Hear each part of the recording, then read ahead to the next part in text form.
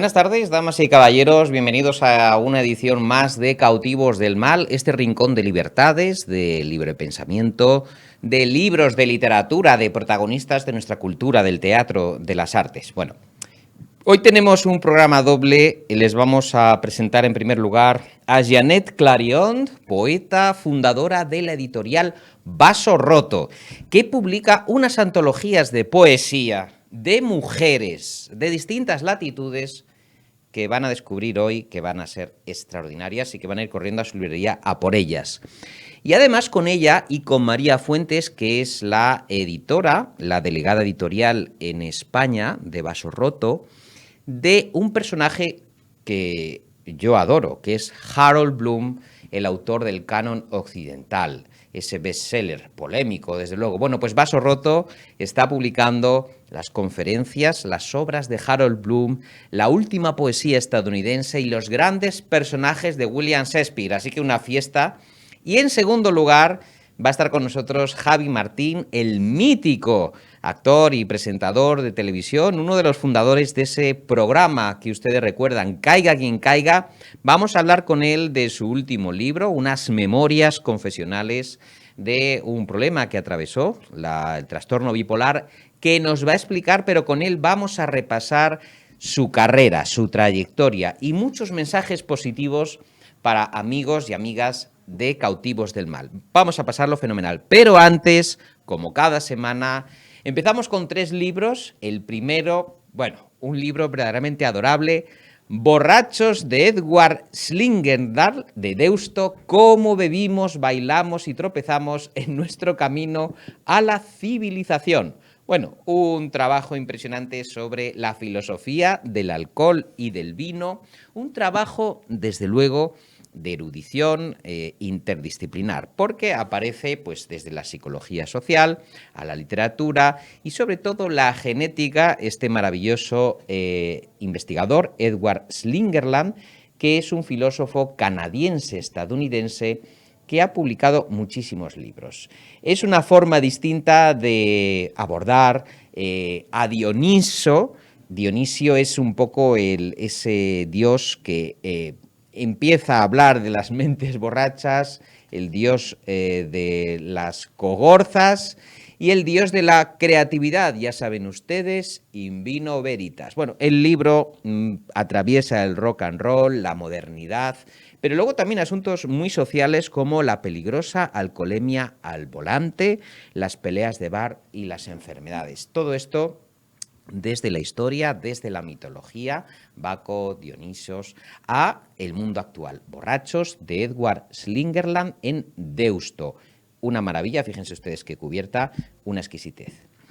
Bueno, ustedes saben que a mí el cine me vuelve loco, soy un adicto. Además de los libros, la otra parte de mi existencia me la paso viendo películas. Y tenemos estos cuentos para leer con la luz encendida de Alfred Hitchcock, más historias favoritas del maestro del suspense en Blackie Books, una selección del maestro que realizó cuando precisamente hacía aquella serie de televisión de Alfred Hitchcock Presenta, donde reúne su canon del suspense, su canon del terror, relatos de Shirley Jackson, Clayton Matthews, Margaret Maron, Waldo Carlton Wright, Mary Barrett, Theodore Sturgeon, Roald Dahl, nuestro querido Roald Dahl, Patricia Matthews, Muriel Spark o Harlan Ellison. Lo más interesante es los prólogos, las introducciones del propio Alfred Hitchcock, cuando dice, por ejemplo, trabajo en la industria del entretenimiento y tras años de empedernida búsqueda de material aceptable, el apetito de uno tiende al hartazgo. Así que descubrir historias originales con la capacidad de emocionar o seducir que causen escalofríos o quizás incluso la muerte, supone una satisfacción personal. Dice, una última advertencia. A diferencia de la televisión, la edición de este tomo no requiere patrocinadores. En consecuencia, no tenemos por qué perder el tiempo escuchando a charlatanes vendiéndonos desodorantes o fijadores de dentaduras que permiten a los octogenarios masticar caramelitos de toffee. Podemos ir directos al grano. El maestro del suspense, el mejor maestro de ceremonias para estos cuentos para leer con la luz encendida. Por último, un libro provocador, maravilloso.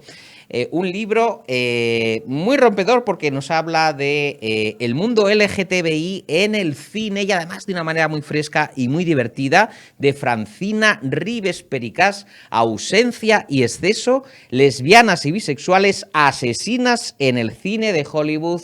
Un regalo, una joya de dos bigotes. Ya saben ustedes que Instinto Básico, hace 30 años, esta película de Paul Verhoeven, revolucionó la comunidad LGTBIQ por la vinculación entre psicopatología y una sexualidad no normativa. Recuerden ustedes que Catherine Tramell, el personaje que lanzó al estrellato a Sharon Stone, es una de las precisamente protagonistas de este tomo en el que Francina Ribes Pericás aborda esa paradoja entre la invisibilidad de la homosexualidad femenina en el cine mainstream y la espectacular presencia de escenas lésbicas en el cine comercial contemporáneo que va trufando, que va explicando esta maravillosa cinéfila. Un libro exquisito en el que desfilan películas como Mulholland Drive, Femme Fatale, Chloe, Cisne Negro, Jennifer's Body,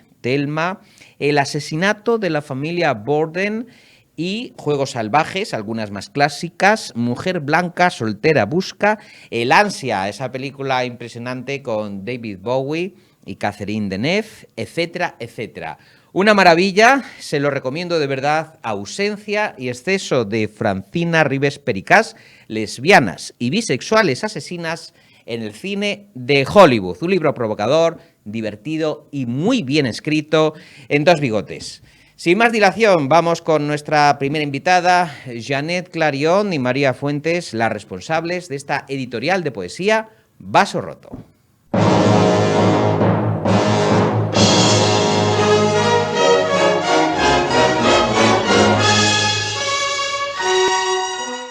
Bueno, pues nuestras primeras invitadas son las impulsoras de un proyecto que a mí me tiene enamorado, que es la editorial Vaso Roto. Porque Vaso Roto combina no solamente el descubrimiento, la traducción, el impulso de escritores, de escritoras, de poetas maravillosos, no solamente peninsulares, sino de otras fronteras. Y además hacen una labor de rescate extraordinaria de grandes pensadores como Harold Bloom, a que también le vamos a dedicar un tiempo. Y nos acompaña de forma extraordinaria, porque es una mujer cosmopolita, Janet Clarion, que es la fundadora de este maravilloso sello editorial. Janet, qué alegría tenerte aquí. Y lo es para mí también, David. Janet es una intelectual, una primera figura de nuestras letras. Ella también escribe, le encanta la poesía, es una extraordinaria mujer que aúna en su figura la creación con la investigación, cosa que nos enorgullece y nos gusta extraordinariamente en este Cautivos del Mal.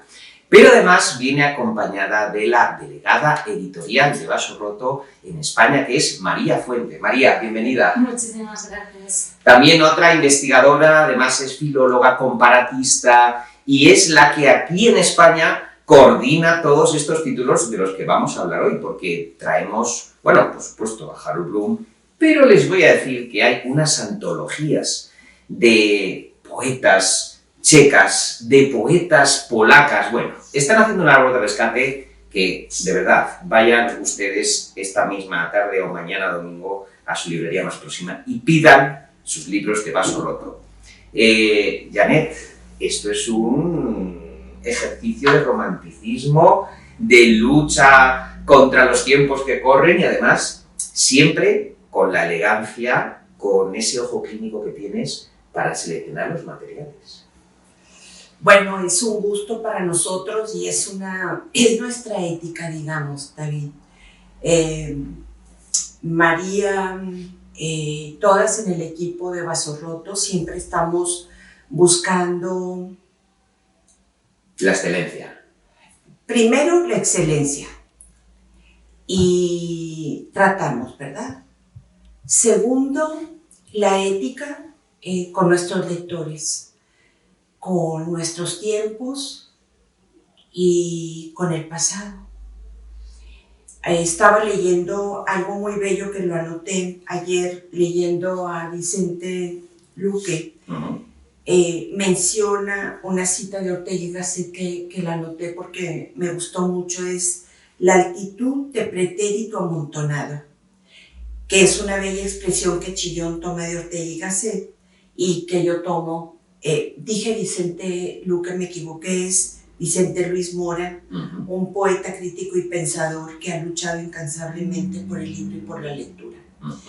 Vicente Luis hizo ese libro de la tercera persona del plural y nos interesa mucho tener estos libros porque hay un presentismo. El mainstream no está creando, está copiando. Entonces nos preocupa, a mí en lo personal y a todo nuestro equipo en Vaso Roto, estamos viendo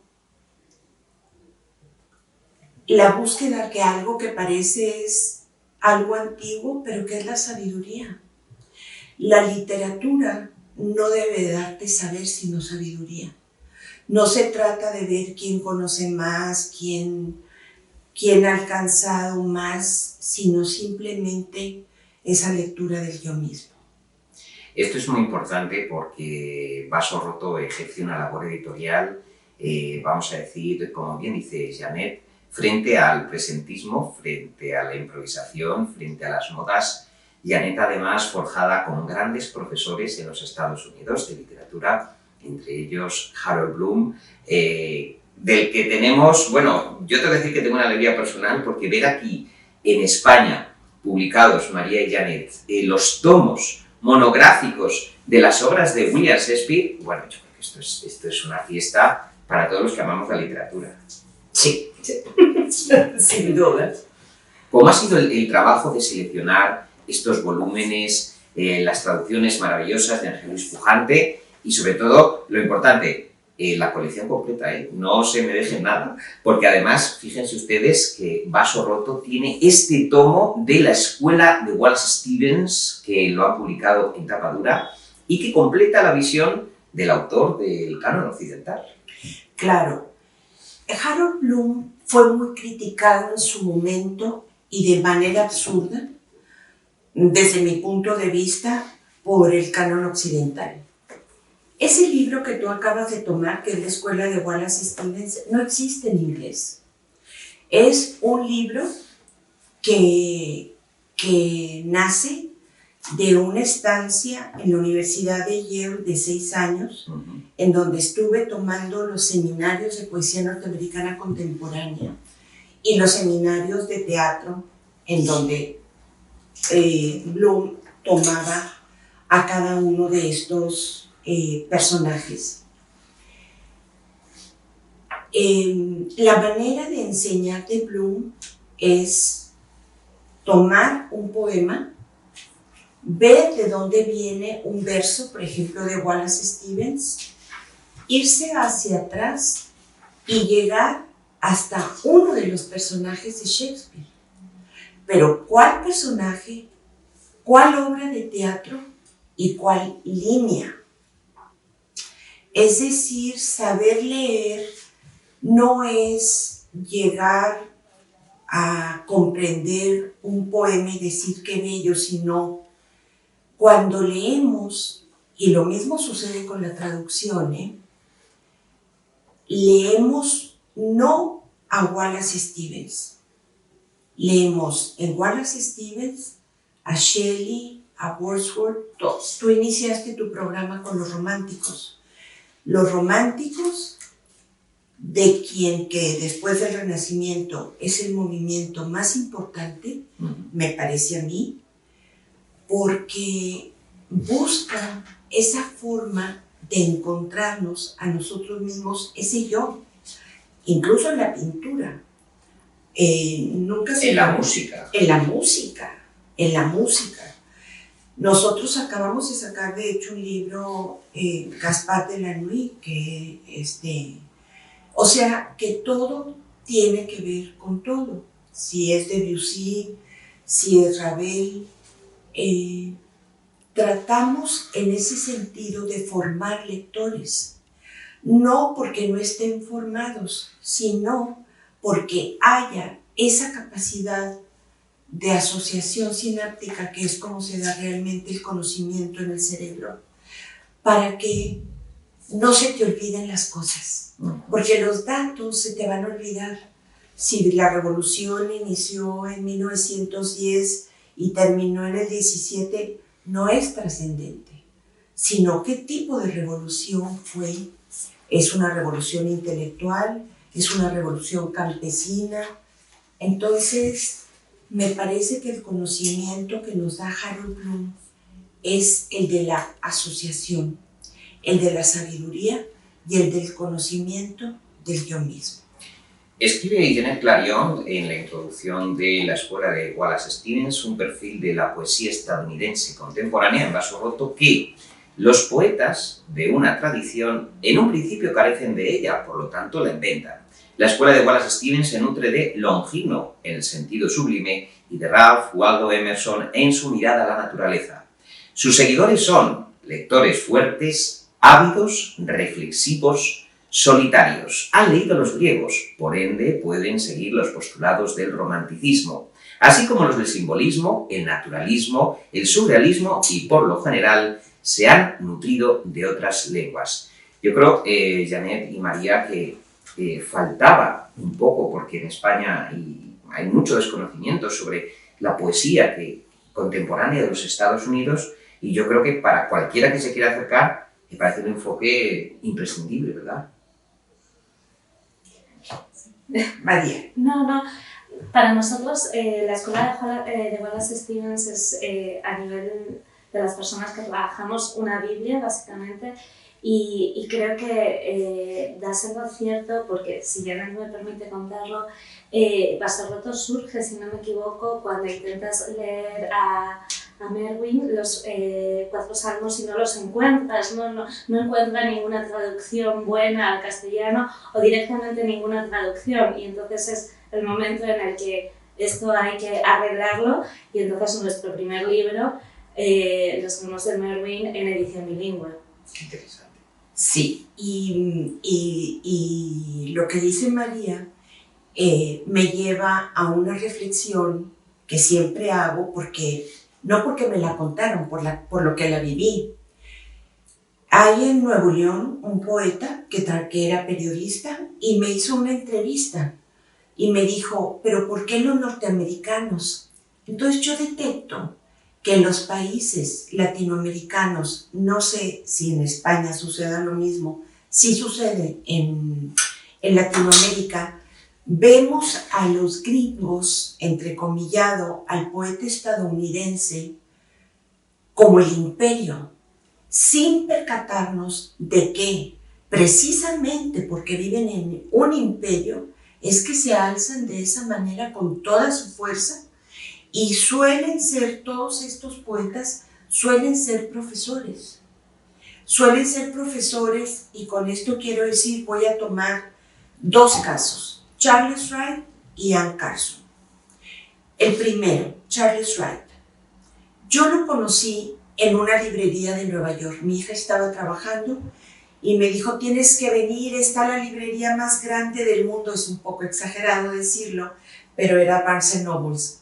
Y claro, son 4 pisos, y recuerdo el día, la hora, cuando bajé de las escaleras y vi un libro morado, Zodiaco Negro. Lo abrí y decía, How soon we come to road's end. Cuán pronto llegamos al fin del camino. Y dije, lo voy a traducir. Una línea. ¿Qué quiero decir con ello? Que una línea de poesía es una línea de sangre. ¿Por qué? Porque es el dolor, es la herida. Adonis dice que los mitos sangran. Porque son nuestros padres putativos, por eso son de sangre. Los poetas tenemos padres putativos, que son los que nos nutren, los que nos llevan al encuentro con nosotros mismos y con su voz. Pues resulta de que Charles Wright estaba traduciendo a Dino Campana, que es el caso de Alda Merini, igual, y a Eugenio Montale, y yo a Primo Levi. ¿Qué leí en esa línea? a los 4 otros poetas, no a Charles Wright. Por eso menciono que es una tradición. Lo que ellos leen. Cuando vas a traducir, no lees a ese poeta, lees a los poetas y las poetas que a quien traduces ha leído. Y en segundo lugar, Anne Carson, me gusta su frescura, porque a pesar de que está traduciendo a Safo, a Catulo, a Eurípides, es fresca. Te lo dice de una manera sencilla y como está ella, tan latinizada en su lenguaje, es tan breve y tan profunda que hay que leerla. Otra Anne Carson, profesora y latinista, que salta de la tarima universitaria al mundo de la creación, lo cual es maravilloso, ¿no? Sí. Mujeres importantes. Hoy tenemos, no solamente aquí en nuestros estudios de Periodista Digital Televisión, sino sobre la mesa unas antologías de poetas, díganme ustedes, que no merecen la pena. Tenemos aquí la antología de 17 poetas checas contemporáneas que recoge las voces de un grupo heterogéneo y polifacético, cada una con su visión y, sobre todo, no fácilmente de homogeneizar. María, menudo trabajo incluir aquí a tantas como Silvia Fischerová, Wanda Heinrichová, Božena Straková, Simona Raková, en fin, mujeres que son conocidas poco a poco gracias a esta labor vuestra. Eso es seguir el espíritu de traducción de Basorroto, ¿no? Nuestro objetivo es traer voces que tienen que ser escuchadas, voces que tienen que ser leídas independientemente de la lengua en la que hayan escrito. Entonces, esa es la labor de traducción, el poder acercar esas nuevas visiones, esas nuevas voces. Y bueno, este es un proyecto que comenzó Janet hace unos años, de reunir las voces de 17 poetas de un país concreto. Como buena mexicana, empezó con México, con Sombra Roja, 17 poetas mexicanas, y luego seguimos con Sombras Diversas de Amalia Iglesias, 17 poetas españolas, y le siguió Pájaros de Sombra con Colombia.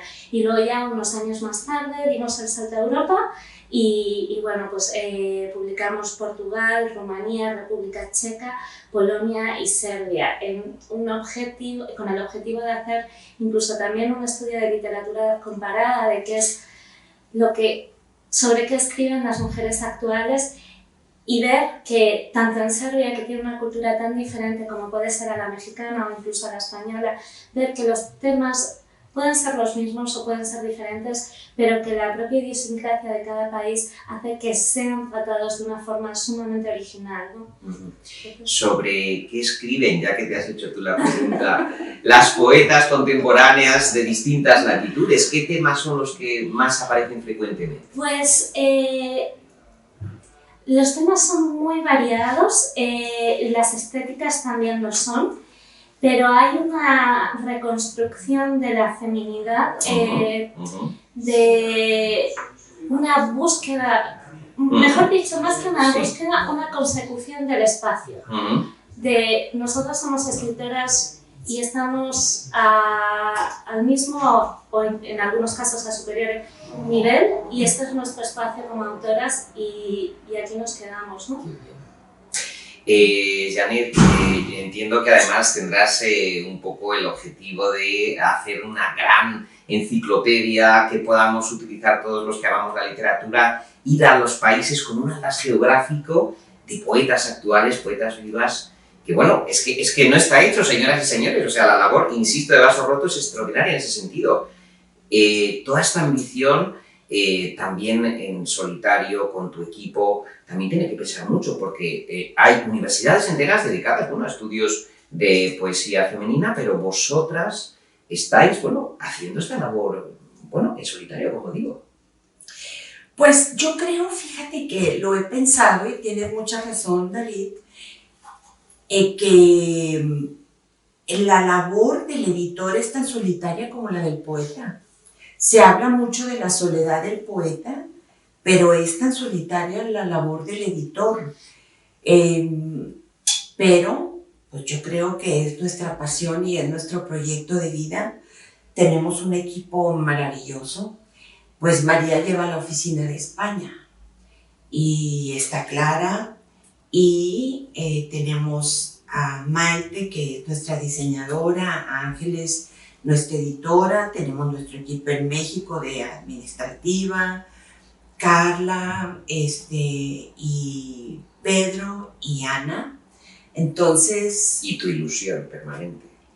Pues es un deseo, el deseo lo que te mueve, lo que me mueve, y sé que hay veces que he dicho, hay mañanas que he dicho no puedo más, y lo he comentado con mi esposo, y me dice, pues nadie te puso una pistola en la cabeza, y no lo dejaría.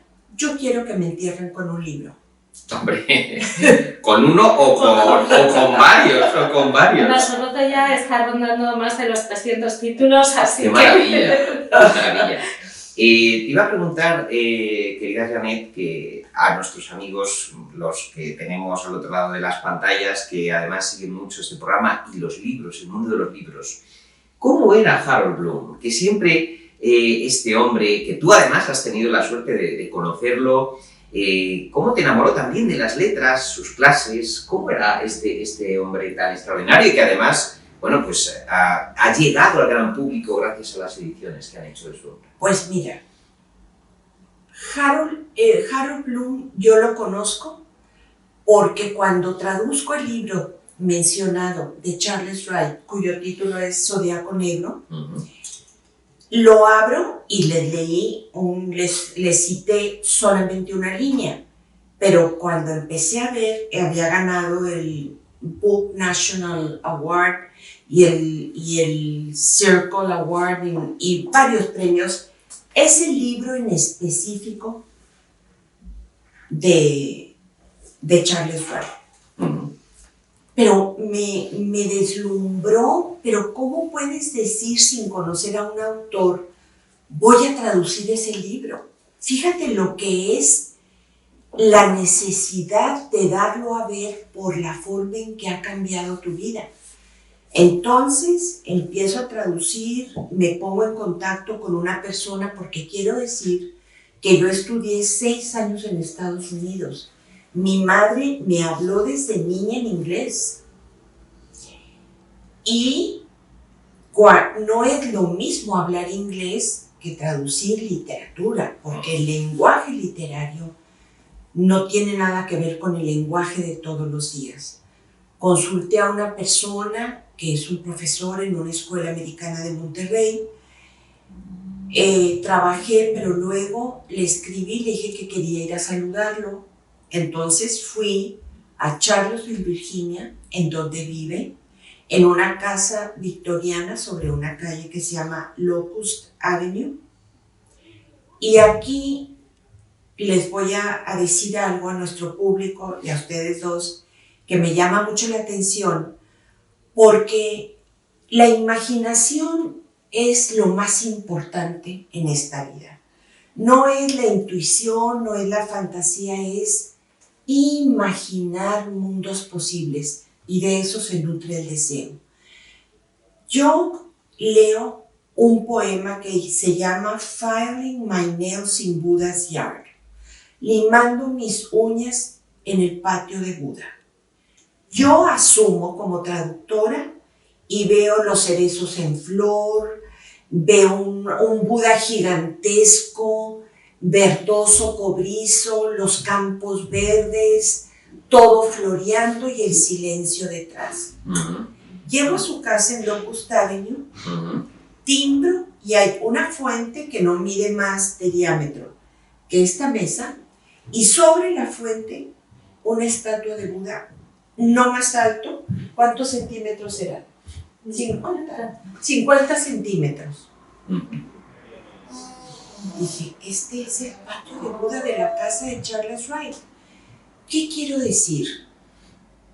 San Agustín decía que la vida es un viaje y que si no viajamos, hablo metafóricamente, él lo hablaba por San Ambrosio.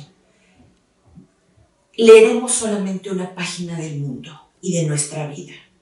Charles Wright, estoy segura que ni siquiera había ido a Oriente, pero su forma de trabajar, su imaginación se expande de tal forma que ese era el patio de Buda.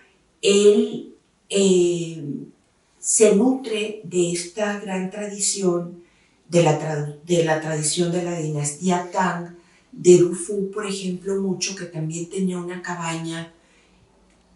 Entonces, lo que intento transmitir es que el mundo de la poesía nos puede transportar a lugares insospechados y darnos respuestas para las cuales ni siquiera habíamos formulado la pregunta.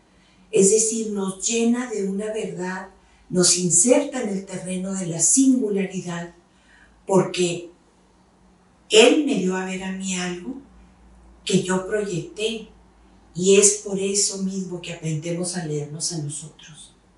Y es lo que nos dan los personajes de Cleopatra, David Felipe, lo que nosotros somos. Aquí los tenemos, lo ha mencionado Janet, Cleopatra, Soy fuego y aire, de traducción de Ángel Luis Pujante, maravilloso volumen que tienen que completar con Falstaff, Lo mío es la vida, vitalista maestro de reyes y príncipes, y Yago, las estrategias del mal, otro de los terribles personajes también shakespearianos, Lear, el rey Lear, con la imagen de la autoridad, y Macbeth, un puñal imaginario, que dice Harold Bloom. Muy posiblemente los lectores reconocerán que tienen en su imaginación elementos que se intensifican en Macbeth. Creo que muchos de nosotros tememos haber obedecido a nuestros más negros impulsos antes de haberlos aprehendido cabalmente. En Macbeth hay algo preternatural. Como preternatural es, lo decía muy bien nuestra amiga Janet Clarion, la poesía. Habladnos ya por último, María y Janet, ¿qué nos espera próximamente este otoño en Vaso Roto? Hay que ya frotarse las manos para ir a la librería, ¿eh? Bueno, para empezar, hoy Janet ha citado a Adonis, Los mitos de Santa, ¿verdad? Sí. Vamos a publicar un libro maravilloso, Adonis en estado puro, titulado Adoniada. Yo creo que es su mejor poemario, ¿eh? Qué bien. Yo también estoy de acuerdo con ello. Sí. De verdad, auténticamente maravilloso, y muy pronto va a salir Anne Carson. ¡Hombre! Mujeres troyanas, el cómic. El primer y único cómic que ha hecho Anne Carson, que es una revisión de la tragedia de Eurípides, Las mujeres troyanas, que de verdad es el lenguaje fresco del que hablaba Janet y no deja a nadie indiferente. Es un libro de los que dejan huella. Janet Clarion deja huella, María Fuente lo sabe, Vaso Roto deja huella. Es una fiesta, es un lujo para Cautivos del Mal tener a estas dos amigas, tener a Janet, que es una mujer que de verdad ama la poesía, que dice, yo también lo comparto, que a través de la poesía, de la literatura, se accede a lugares del conocimiento humano, de la propia conciencia, o subconsciencia, mejor dicho, que no éramos capaces de prever. Bueno, nosotros, con estos tomos, recomendamos que nuestros amigos se acerquen a Vaso Roto, se acerquen a Harold Bloom, a estas poetas de distintas latitudes y a vuestra editorial, que es una auténtica maravilla. Janet, un honor tenerte, y mi amiga María, muchas gracias por venir. Los mejores éxitos para este otoño, y ya saben, les insisto, por favor, la colección completa, ¿eh? No se lo pierdan. Bueno, pues a continuación llega ya otro buen amigo a Cautivos del Mal. No se me muevan.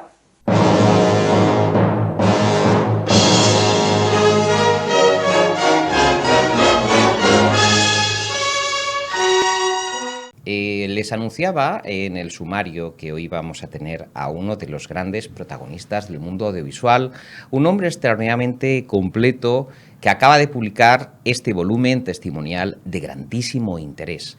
Tenemos aquí este título, Bipolar y a mucha honra, de Javi Martín. En la editorial Espasa, un volumen confesional lleno de grandes verdades y sobre todo de un testimonio que estamos seguros de que le va a ser útil a muchas personas que se han visto en sus circunstancias. Pero Javi Martín es un hombre muy importante en el mundo de la televisión, en el mundo del teatro.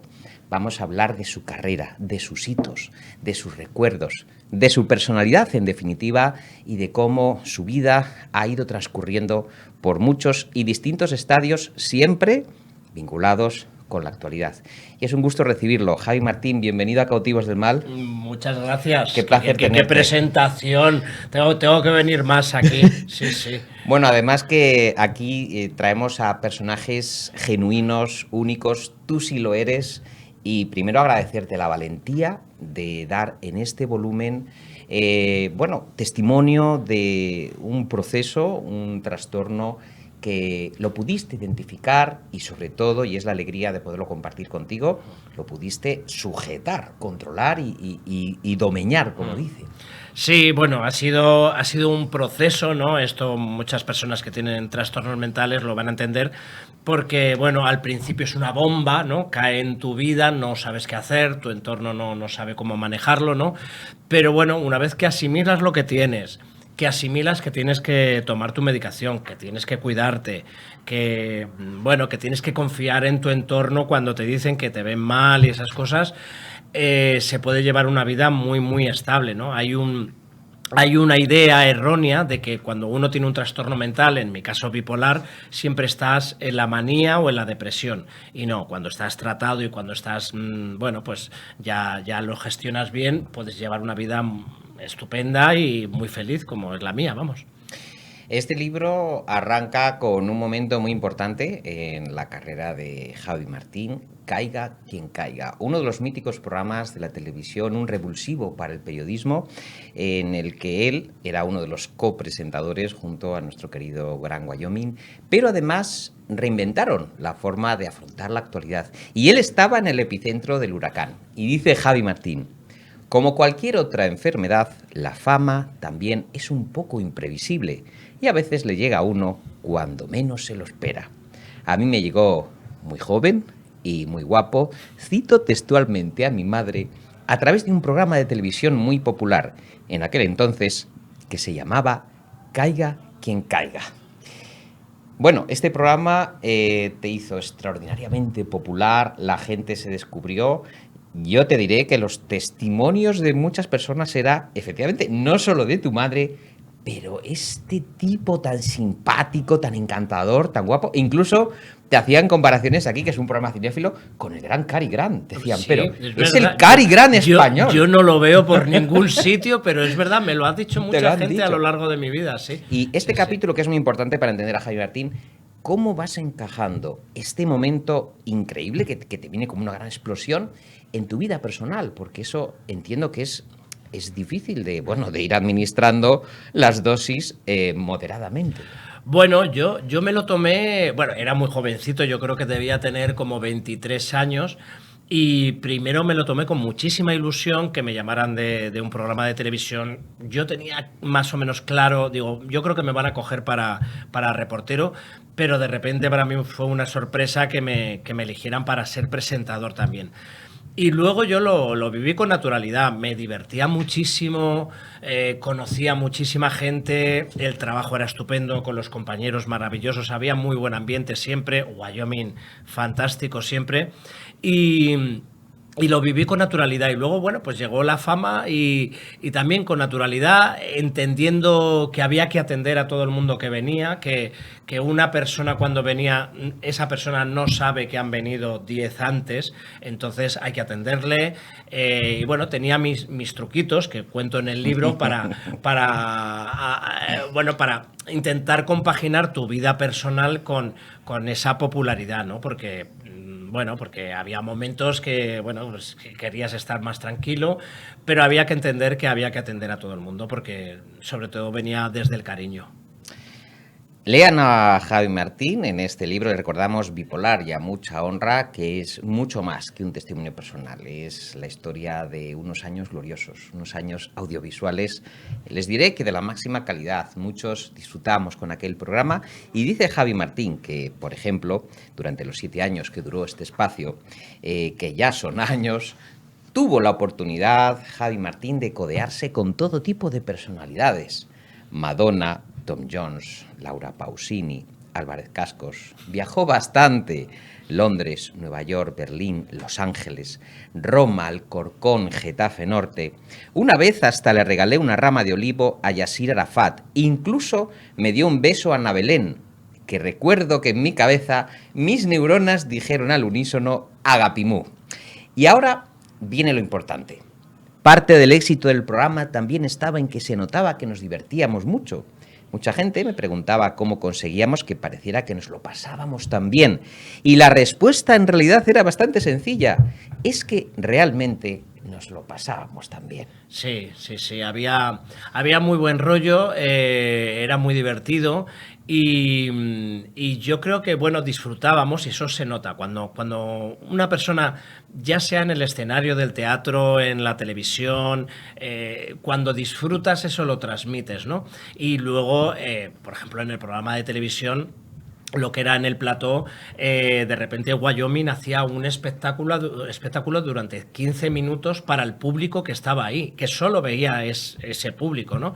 Había canciones, se hacía un show y entonces queríamos que todo el mundo llevara esa energía y lo disfrutara y estábamos encantados, la verdad. En esos momentos, Javi, tan importantes, por ejemplo, tú fuiste testigo de cómo se hacía ese periodismo que luego, bueno, aquí en España triunfó mucho como periodismo gonzo, ¿no? Que venía de esa tradición muy atrevida, muy contestataria y muy loca de los Estados Unidos, pero sobre todo un programa que se hacía en Argentina, si mal no quiero recordar, y además que aquí ellos adaptaron con mucho salero, mucha gracia y por primera vez la distancia que separaba a los políticos, esa distancia respetuosa de los políticos y los periodistas, nuestros amigos de Caiga Quien Caiga la tumbaron. Sí, sí, sí, la verdad es que bueno, era un programa en Argentina y tenía muchísima gracia este programa. La verdad es que era muy bueno el programa argentino, porque tenían una rapidez absoluta, ¿no? Y bueno, luego yo creo que fuimos cogiendo carrerilla y luego es que había personajes en Caiga Quien Caiga, pues Pablo Carbonell, que prácticamente era el último vídeo que se emitía en el programa, porque Pablo está loco y hacía unas cosas maravillosas y divertidísimas, ¿no? Y había un elenco estupendo, Sergio Pazos, Tonino, con su manera de estar, Arturo Valls, Juanjo de la Iglesia, Mario Caballero, y la verdad es que... Y luego había un equipo de edición muy bueno, era muy sorprendente, muy moderno para el momento, porque estamos hablando de los 90, ¿no? Entonces, estéticamente llamaba mucho la atención el programa. Bueno, pues vamos a ver cómo este Cary Grant a la española, en el momento de uno de los vídeos más mágicos que prepararon para celebrar las Navidades de 1998. Y es el momento en que deciden hacer un sketch en el que los poderes fácticos, los empresarios, los políticos, deciden intervenir, deciden terminar con este grupo de rebeldes, mandando a los geos a que los detengan en una de sus reuniones del equipo de redacción. Te voy a machacar. No puedes jugar. ¡Vamos!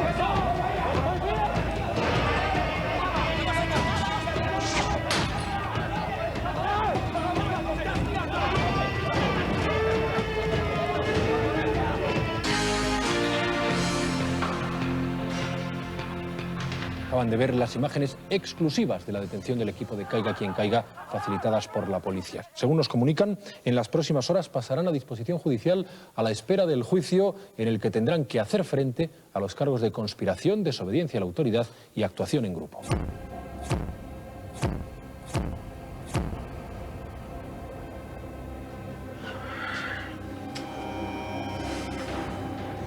Estamos acabados.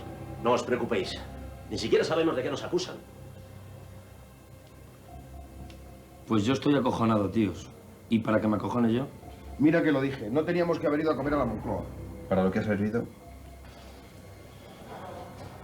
Esto tiene muy mala pinta. Javi, qué momentos únicos de la televisión. Madre y mía. Qué forma de hacer un buen programa. Y sin canas. Y sin canas, ahí no tenía canas. La verdad es que el equipo de guionistas era espectacular. Hacían sketch muy buenos, hacían esto que hacía Juanjo de la Iglesia Ética Periodística. Los guiones, nosotros llevábamos un guión en los reportajes, pero luego teníamos libertad para hacer lo que quisiéramos allí cuando íbamos a los sitios, pero las preguntas eran muy buenas. Y claro, todo el conjunto es que era un engranaje perfecto, la verdad. La verdad es que lo recuerdo con muchísimo cariño y sobre todo aprendí muchísimo. Nosotros montábamos los reportajes, los reporteros, y se aprendió muchísimo ahí. ¿Ahí tú crees que la excelencia, la libertad, la calidad tocó techo en España, la manera de entender un buen magazine de actualidad y de infotainment, podríamos decir? Sí, yo tengo una sensación ahora de que hay que estar en lo políticamente correcto, ¿no? Y que hay que tener un cuidado porque es que de verdad te salen los haters por todos lados y siempre se ofende a alguien, ¿no? Incluso con el humor. Hay muchos sitios donde parece que cuando haces el humor, yo lo siento, pero yo estoy convencido de que humor se puede hacer de absolutamente todo, hasta de las cosas más terribles de la vida, ¿no? Porque eso nos ayuda a sanar esas cosas precisamente. Y ahora parece que haces humor con algo y ya tienes a no sé qué gente criticando y que les parece mal y yo creo que no, yo creo que hay que tener una libertad absoluta y en el humor no puede haber puertas que nos cierren y no, de esto no, porque si empiezas a decir de esto no puedo hacer humor, entonces no podemos hacer humor de nada porque siempre se va a ofender a alguien, ¿no? Y bueno, ¿qué le vamos a hacer? Hay gente que no tiene ese sentido del humor, pero tenemos que luchar por esa libertad de poder usar el humor como una crítica, que es muy importante, ¿no? Y es una manera de poner el foco en las desigualdades, es una manera de criticar las cosas y para hacer que cambie, ¿no? El humor, y además yo lo uso muchísimo y me parece una manera estupenda. Javi, ¿por qué crees que en estos momentos, año 2022, donde las libertades, la democracia, la libertad de pensamiento reinan supuestamente, hay tanta gente, lo acabas de decir tú muy bien, que se ofende con una broma, con un chiste, que te dicen que eres demasiado cáustico, que tienes que medirlo todo? ¿Qué crees que está pasando para que ocurran estos movimientos de haters que acorralan a alguien que puede haber contado un chiste o que puede haber escrito un artículo con gracejo o que se malinterpretan las ironías? ¿Qué está pasando? Bueno, yo creo que ha venido un poco por las redes todo esto, ¿no? De repente en las redes a veces se hace categoría de noticia comentarios de las redes de cualquier persona y se lleva eso, se le da una importancia de un comentario que una persona ha puesto. Tanto el que ha puesto una cosa que es absurda y es tonta y no tiene ningún sentido, se le da mucha categoría, como el que odia eso que el otro ha puesto, ¿no? Se le da mucha categoría, ¿no? Y entonces yo creo que nos andamos todos con muchísimo cuidado. Yo el otro día de repente cuando colgué una cosa en Instagram, era una tontería, eran mis chorradas, mis bromas que me divierten muchísimo, y de repente había gente que se ofendió por algo que no había dicho, ni hecho, ni nada. Y también les da voz las redes a personas que seguramente pues que no están bien, que tienen también sus problemas mentales y se encuentran deprimidos y a lo mejor sacan su frustración por ahí, ¿no? Por ese lado, ¿no? Entonces, que también me parece bien, que cada uno tiene derecho a opinar y a decir, ¿no? Pero yo lo de los haters no lo entiendo muy bien porque creo que no le hace ningún favor a ellos mismos, ¿no?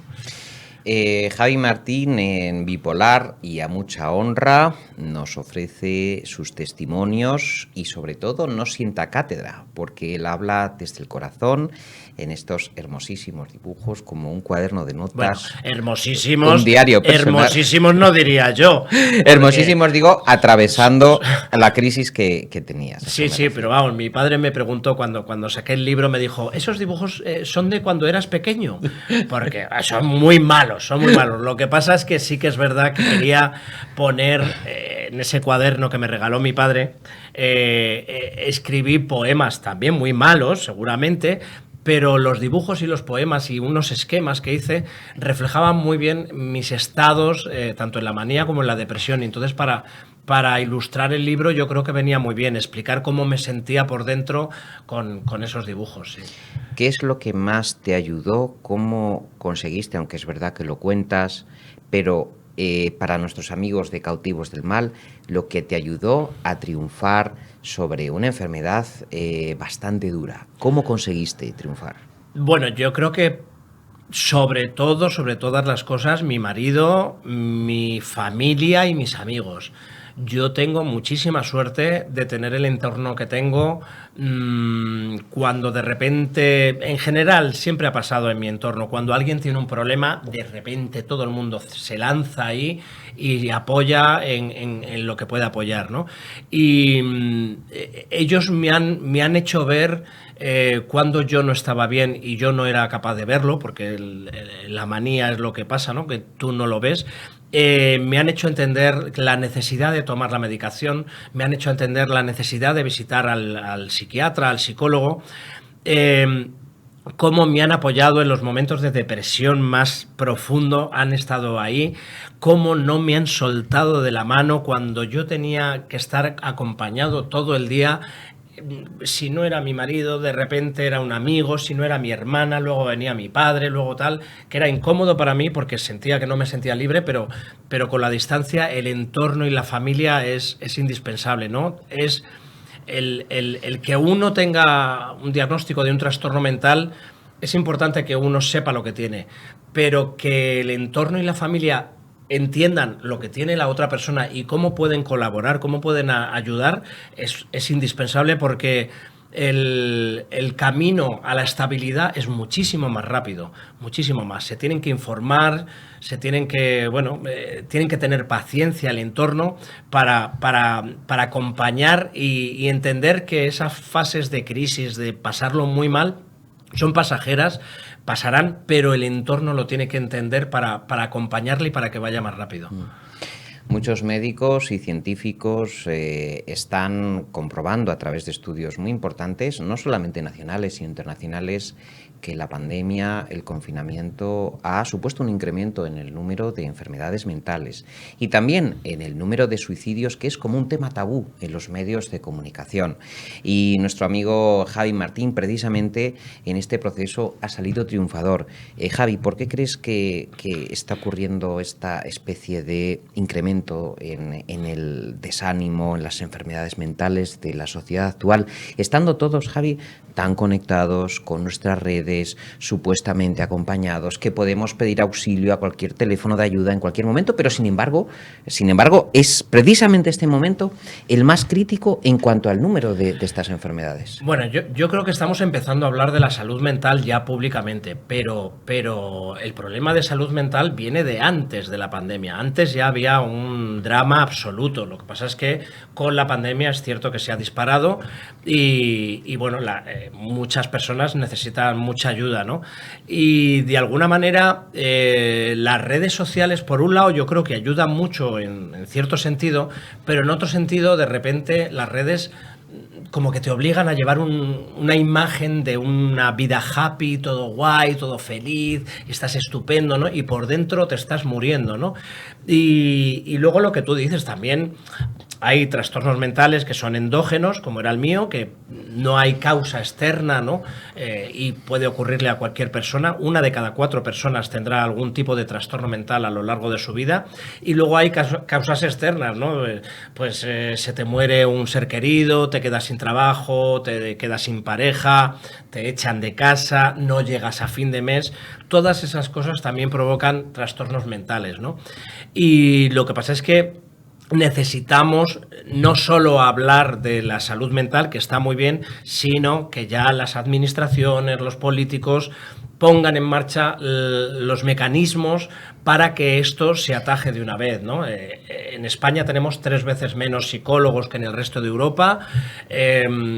Todo el mundo sabe, yo le digo a todo el mundo que tiene que ir al psicólogo y al psiquiatra si es necesario, pero estoy diciendo una cosa que solo es para privilegiados, ¿no? Son 70 euros el psicólogo cada semana y 100 euros lo que yo pagué el psiquiatra cada semana. Al final estás pagando 500, 600 euros, es lo que necesitas, porque necesitas ir cada semana. 500, 600 euros, eso solo se le pueden permitir muy pocas personas, ¿no?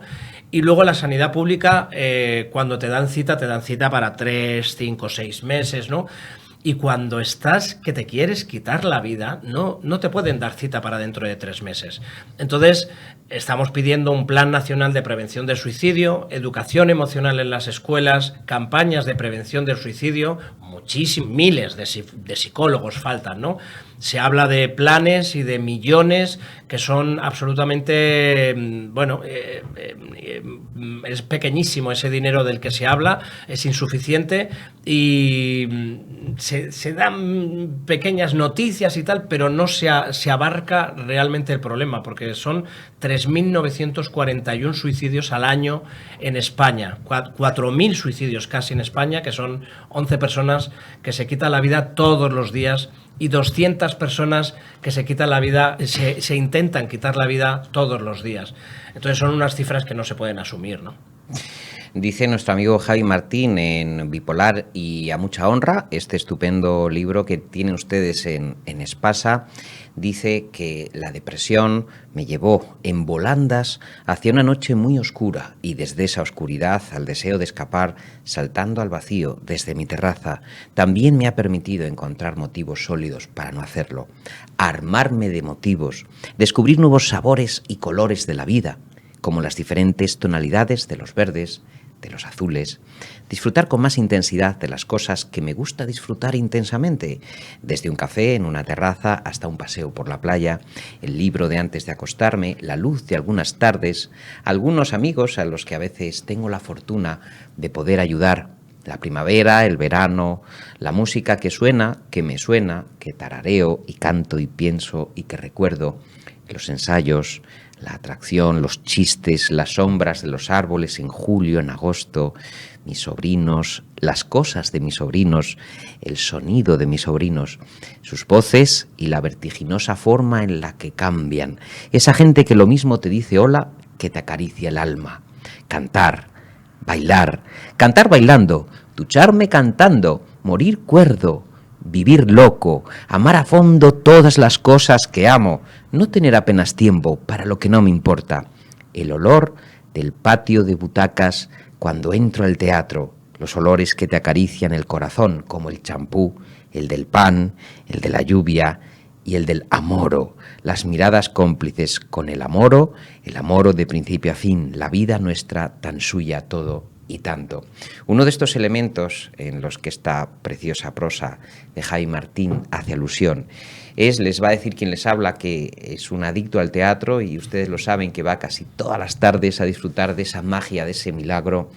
Es un papel, les digo, extraordinario. Yo pedí el Max para Javi Martín en las redes sociales porque interpretó como nunca he visto a Oscar Wilde en una obra impresionante, Los juicios de Oscar Wilde, Crossing the Sensi, que estuvo en varios teatros, estuvo en el Teatro Lara, estuvo en el Teatro Español, estuvo en el Teatro Fernando Fernán Gómez, pero me gustaría que lo vieran en este vídeo, invitando a todo el mundo a ver Crossing the Sensi, Los juicios de Oscar Wilde, dando vida al mismísimo autor del abanico de Lady Windermere.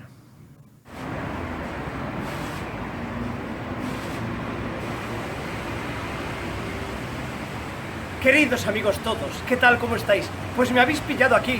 ¿Que quién soy? Por favor, no me conocéis, soy Oscar Wilde. Y quiero que sepáis que voy a estar aquí hasta el 8 de octubre en el Centro Cultural de la Villa, en el Teatro Fernando Fernán Gómez, con Crossing the Sensi. Y preguntaréis, ¿para qué podría venir yo a esta función? pues para disfrutar, para ver el teatro, para vivir un viaje muy especial con todos nosotros, con los actores y conmigo, con Oscar Wilde y con mi amante, Lord Alfred Douglas. Bueno, os espero aquí en el Teatro Fernán Gómez hasta el 8 de octubre. Daros prisa porque se están vendiendo todas las entradas. Así que ahí os espero, en la Sala Jardiel Poncela. Mucho gusto y hasta la próxima.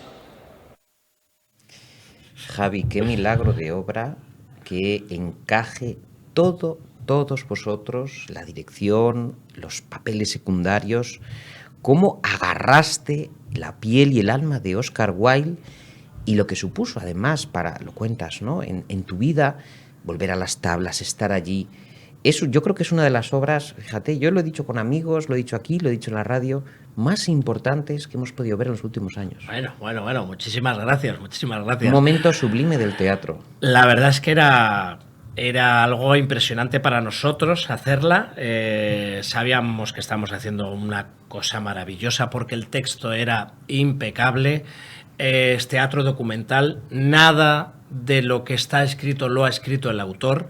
El autor lo que ha hecho es sacar retazos de periódicos, de lo que se dijo en los juicios, de lo que dijeron los protagonistas en sus biografías, y todo es absolutamente cierto, ¿no?, lo que se comenta en esa función. Y luego, bueno, que Gabriel Olivares, el director, hizo una dirección muy especial con una escenografía, una iluminación, todo muy especial, muy sencillo, pero que explicaba muy bien todo el proceso con unos armatostes ahí, unos muebles, unas carras, ¿no? Se movían y cuando se movía creaba un nuevo ambiente, ¿no? Y para mí fue un lujazo de hacer esa función. Yo espero que vuelva porque pueden regresar siempre las funciones. Fue un exitazo, la gente estaba maravillada y lo disfrutamos muchísimo. La verdad es que para mí yo creo de drama, yo creo que es el personaje más importante que yo he hecho en mi vida, sí. Sí, porque además, Javi, sí, te lo comentaba antes de empezar a hacer este programa, ¿qué te enseña a ti Oscar Wilde en lo personal? Porque es un personaje potentísimo, tienes una gran responsabilidad a uno de los grandes, entre los grandes de la historia, de la literatura, del pensamiento, de la estética, de las libertades. ¿Cómo te relacionas tú con Oscar Wilde, con los textos, metiéndolos dentro de tu alma y expresándolos? Yo soy muy intuitivo, la verdad. Primero, por supuesto, el trabajo del director que te ayuda a llegar al personaje. Yolanda Ulloa, que es una actriz que siempre trabaja con nosotros con el tema de la voz, y a través de la voz, cuando llegas a la voz, llegas al personaje, ¿no? A veces cuando vas desde lo externo, llegas a lo interno, cómo se mueve, cómo habla, cómo gesticula, de repente eso va generando lo interno, ¿no?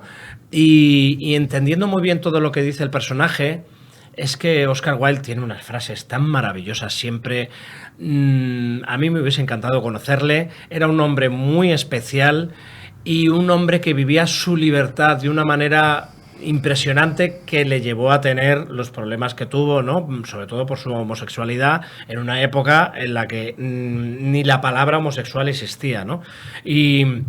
Y luchó muchísimo por las libertades y fue un hombre avanzado a su época y maravilloso.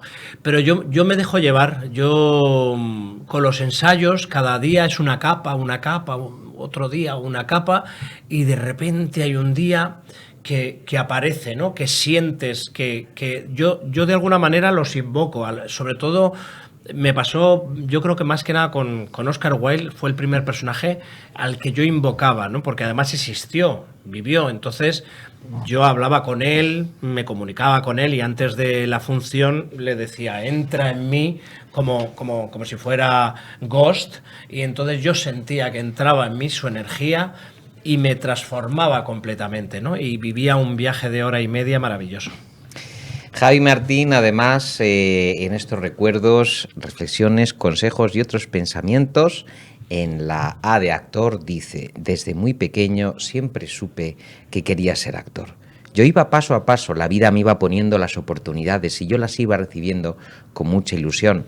La gente a veces dice eso, de que las oportunidades no vienen solas, que hay que pelearlas, y eso está muy bien, pero me gustaría añadir que, hombre, cuando van viniendo oportunidades de lo que sea relacionado con lo que te gusta, también es importante disfrutarlas. Hay muchas personas que están trabajando en cosas pues que les disgustan. Muchos amigos nos escriben a Cautivos del Mal porque traemos grandes personajes para que les den consejos de cómo conseguir trabajar con ilusión, con pasión en aquello que desean y que muchas veces pues no está al alcance de todos. ¿Qué les dirías a todos aquellos que tienen un sueño que todavía quieren cumplir? Mira, hay una cosa que le oí en Instagram a Tony Acosta, la actriz. Dice, y lo voy a repetir, pero es que creo que tiene toda la razón, dice: los sueños no se cumplen, los sueños se trabajan, se madrugan, se estudian, se ensayan, se memorizan, se todo. Yo creo que es importante primero tener claro, porque eso es importante, mucha gente no sabe cuál es su sueño. ¿Qué es lo que quiero en la vida? Y no vale ser millonario, ser famoso, ser instagramer, sí, pero ¿de qué? ¿Qué quieres hacer con eso? O sea, ¿qué quieres mostrar? ¿Qué quieres enseñar? ¿Qué capacidades tienes tú para conectar con la gente, ¿no? Del tipo que sea, o subir una montaña, o dedicarte a cuidar niños, o viajar al Nepal, no lo sé. Tener claro ese sueño, y una vez que lo tienes claro, ir a por él. Y ese camino te vas a encontrar con muchísimas dificultades, vas a fracasar, te vas a desesperar, tal. Pero lo importante al final no es la meta, es el camino que vas siguiendo, ¿no? Y ese camino es lo divertido, es lo maravilloso. Y a lo mejor no has llegado a la meta, pero miras para atrás y dices: el camino ha sido fantástico, he conocido gente, he disfrutado, he aprendido, no sé, he sentido que estaba vivo, ¿no? Entonces, tener claro que hay gente que no llegará a esa meta concreta, pero de repente por el camino además se encuentra muchas veces con que pues resulta que no quiero esa meta, que ahora que iba por el camino me he encontrado con que quiero otra meta, pues a por ello. Y sobre todo que no sea que los fracasos no se tomen como pérdida de tiempo, ¿no? El fracaso es un aprendizaje maravilloso para saber lo que uno tiene que hacer y sobre todo lo que no tiene que volver a hacer, ¿no? Y para mí es súper importante, y esto a lo mejor, bueno, yo no sé, a mí me ha funcionado, ser buena persona. Cuando tú eres generoso, cuando tú eres empático, cuando tú te das a los demás, cuando das amor a los demás, esto la gente lo recibe y te llaman y hablan de ti y quieren saber de ti y que te quieren contratar y no sé qué, no sé cuántos, ¿no? Pero cuando eres una persona difícil, y eso tiene que ser uno consciente, cuando es uno difícil, cuando crea problemas, cuando está todo el día quejándose, eso impide llegar a tu sueño, impide... Porque, y lo digo en el libro, yo conozco muchos actores muy famosos que no trabajan más, trabajan algo, pero podrían trabajar muchísimo más porque todo el mundo sabe la profesión que son difíciles. Y en este trabajo, en el mío por lo menos, hay mucha gente que prefiere trabajar con una persona que me lo ponga fácil y que no sea complicada con un gran actor, ¿no? Entonces, ser buena persona ayuda en tu camino. Y para eso uno se tiene que hacer lecturas constantes de esto lo he hecho bien, esto lo he hecho mal, me he comportado... Puedes haber fallado en algo, pues pide perdón también, ¿no? Y ya está, ¿no? Sobre todo, intentar encontrar la mejor versión de ti. Eso me parece súper importante.